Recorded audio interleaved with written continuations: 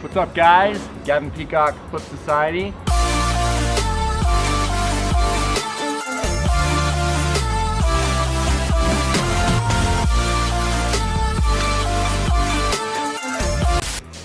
It's a shit show of audio out here. Shut up, you lawnmower, shut up. Tuck's gonna help us intro. I'm calling it the top 10 tips and tricks on how to steady your GoPro and regular camera footage. Pretty much using things around the house. All right, he's gone. Firstly, I'd say about 99% of us don't have the super awesome 3-axis handheld gimbals for phones or for GoPros like so, or for even bigger cameras. So without this, you gotta go resort to the old school style tactics and tricks. I gotta run through this table quick here in the backyard, right next to my beautiful gym. All right, slight intermission, we're back. So I'm gonna turn off the expensive gimbals and we're gonna go into the easy stuff. Here we go. All right, so absolute first off, dead easiest is a shoestring. A friend of mine in university showed me this during film school. He said he learned it from his uncle or something from way back in the day. But basically the whole idea is you want to eliminate, unless you're doing intentionally, the just strict, super weak handheld shot. No bracing, no nothing, no tracking, no whatever. So using a shoelace, I think he told me you could tie it to your belt. So the second you have tension and you're pulling up on a length of string, that camera can't go any higher, and now you're dealing with one axis perfectly stabilized, right? You could maybe tilt by accident up and down, but pulling on a shoestring, you can also step on it on the ground, pull up tight, and that creates a perfect level axis, like you'd be using the head of a tripod to spin around. Amazing, right? Shoelace. Start using that right now. It's the best trick. Most and cheapest. That's why it's first. Next. Second, we're going to talk about utilizing smooth surfaces. That could be, you know, granite countertops, hardwood floors, concrete floors, whatever you want. So I have just a tiny, this is a massaging roller ball for the muscles. But this can kind of mimic bottom of a desk chair, wheel, anything you can get to go smooth. Like example, you could plop GoPro on top of this roller ball and then track it really smooth across a nice countertop to get a nice panning tracking motion. Same thing, sit someone into a desk chair, have them brace, which we're going to talk about in a second, brace the camera off, and then you're essentially wheeling them around on roller balls, which creates that super smooth gliding effect. Easy, dead easy. $7, health store. Pick it up with your protein and your dumbbells. Third thing we're going to talk about is the rollerblade. More importantly, the Rollerblade Babe. If you don't have any friends, whistle down a Rollerblade Babe. We'll get to that. B-roll is going to be awesome. Just got to find one. They're always willing to help. Look at these wheels. They are 8 super smooth wheels. You can use them as a moving dolly. Again, you got to teach them what the brace is all about. Rollerblade Babes. Number 4 is the idea of bracing. If you're handheld holding, because you don't own any sticks or monopods, you gotta get 2 hands on. I dig my elbows into ribs, and you're creating more points of contact, so you're not using the small movements of your wrist to screw up and show shake through shots. You're using the bigger joints through the body to get that camera motion happening. If you're using a monopod like so, spin this camera around. Okay, 1 point contact, 2 would be into body, 3, and you have way better stability moving that camera. I also use, I call it the term wall bracing. I don't know if I'd go to focus back here, but if I'm ever shooting events, I can always choose and opt to lean against the wall to take away any shake of my body. You can get down low, you can utilize all positions of the body. Kneeling on the floor, I always like to get down and brace into the body, but you get the point. Okay, moving on. Got my little coffee mug here. I want to talk about caffeine and the Jitters. Red Bulls as well for all you young bucks. It's actually a big deal. I think I drank 2 or 3 coffees one morning and went straight to a gig, try to shoot. And I didn't notice it before, but the shakes had intensified the heartbeat, and working out is the next topic coming up. Anything where you've shocked the system is going to create micro vibration that is going to definitely show up in your camera shots. GoPro, I don't go into this in depth, but it's such a wide angle that you're not going to notice the shakes in your footage a lot unless you're whipping the camera around, which I have a million examples of, and sometimes that's a good thing, sometimes not. So Caffeine, watch it if you know you're gonna be shooting, because it actually gets into the hands and gets you shaking. Next, beefy dumbbell here, okay? I can't emphasize fitness enough. You guys know I'm super into fitness, all about health, and this is just the idea that the stronger you are, the less of an impact any of these smaller cameras in your hand is going to have, right? If I can hold this dumbbell up, dead solid, because I'm strong, obviously, right? That, even put a camera on here, right?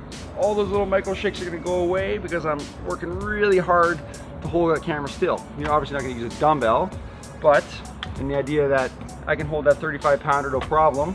When I need to hold out this aluminum stick with GoPro on the end of it, right? Running my races, doing whatever I do, I can use the strength throughout my body to stabilize in itself. We don't want anyone weak out there. Haven't been doing your push-ups at home, 30 a night, good suggestion.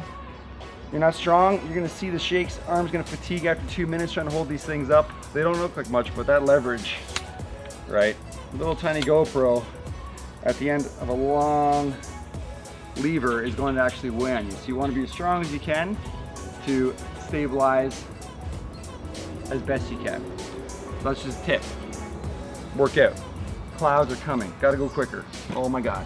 Okay, I got the fluid head tripods. I always talk about those versus the cheapo plastic ones. The idea of these long handles, typically even as finger grips here. If you're on the very end, talking about leverage again, moving this fluid head around, it's gonna show more subtle vibrations in your hand movement versus it's just a little physics trick.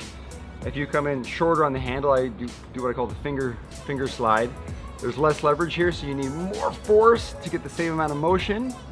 And when you're panning, you know, I'll show you guys a sunshine shot. I'll show you a bunch of my failures where I was out here trying to get the shot, and I could see the camera speeding up and slowing down, speeding up and slowing down. It was pissing me off. And then I just, you know, figured it out over time. If you slide your finger all the way in under the same forces here, it's a lot harder. You're basically putting way more input in to get the same amount of movement. So you have room for your fluctuations and body movement, which is pretty tricky. Try it out. When you move your hand in, it's amazing. Moving on. Talked about the desk chairs, talked about the rollerblades. Skateboards, most of you kids are gonna have, are awesome as well. I couldn't find mine. I know I got a few in the garage, but they're up in the rafters. So I just grabbed my awesome little glidey.com gyroboard here. And again, this is a gyro stabilizer, so it is stabilizing anything on it. It's gonna have really awesome smooth tracking just in itself if you stand on it and utilize your body bracing. So that's a wicked awesome trick.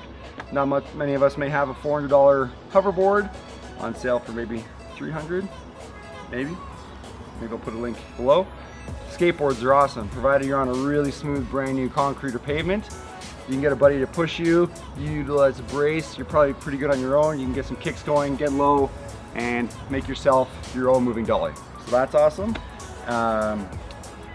Second last, I'm not sure if it's in order. I couldn't find a mouth guard, but I call it the mouth guard grip. And this is just a spike I use to slam GoPros into the ground when I want a nice low shot. I've talked about them in my accessories videos in the past. But if you don't have your fluid head tripod, the next closest thing, again talking cheap and not needing to spend any money, is the joint of the neck is a really fluid acting pivot point. So I have a sock, you can grab anything, this is clean obviously. Mouth guards really work if you can pinch anything that sticks out about this much. You can pinch that between the mouth guard and stick it into your mouth like so and use yourself as a moving tripod. So camera's on.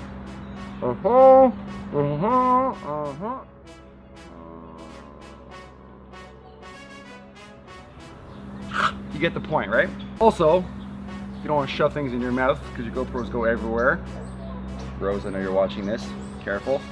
I got an alligator clip mount. I've spun it around. This is normally for backpack straps, but spun 180. You can throw this on the bill of your hat, okay? And same thing. Camera's recording. I use body brace, and I can just with myself create a really smooth pan up or down. Gotta put your hat on really tight so it doesn't bounce. There's a little bounce there because I'm wearing it really loose, but you get the point with that. Got my gun here. So I use a reference of, I always scream to people, run and film like your SWAT team holding up your gun, right? So got the session stuck to the end of this. Okay, if that was my camera and I'm just holding camera, I'm not gonna move and run shaking everything around. You see SWAT team people moving, they keep everything locked off and they absorb with their feet and they try to track really steady. Okay, and if you don't have guns to practice with, or sticks in the forest for everyone to grab, I just test people out with glasses of water. If you fill this glass all the way to the top, okay, and practice moving around without spilling or shaking that water too much, you know you're going to be a really good handheld videographer, photographer. Okay, if you walk and shit's going everywhere, you're bad. You got to learn how to absorb through the feet. Super simple test. If you're a loud walker or you run making noise in the feet, that's inefficiency. What are you doing? Get to the chopper! Last thing I want to talk about, which also relates to the fitness, is the idea of body gliding or sliding. I do this on the ground a lot. I crouch down as low as I can. I won't show you here. If you have really low, good squat mobility, you can use your joints to help the body move through. There's also something called the free fall. And I've been doing this forever, and I actually saw someone talk about it recently and found it funny that they're doing the same thing. But it's the idea of falling past your range of motion with the glide. So if I'm using the glide, camera's coming in, I can fall a little bit and catch myself.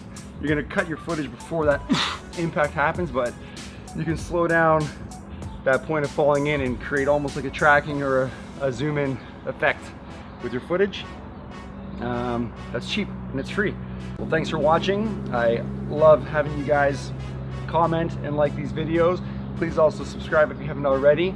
Super thanks to all the new recent subscribers popping up, starting to follow me, and always love to my oldest and most favorite subscribers, the top commenters. Love all you guys. My next video, kind of falling off of the steady stuff, is going to be the top 10 no-nos or do-nots with your GoPro. The stuff that drives me crazy when I see it. I got a crazy Euro trip coming up. I'll be going to Area 47 if you guys haven't heard about that. Any people, followers in Austria that want to meet me, later on I'll be letting you know when I'm going to be there. We'll be there for 2 days in early August. Gonna throw down off the high towers. It's gonna be a great time. So lots of stuff coming, lots of help coming. Love you guys. Flip Society, Gavin Peacock, and Tucker out. High five, yeah. Grow, grow.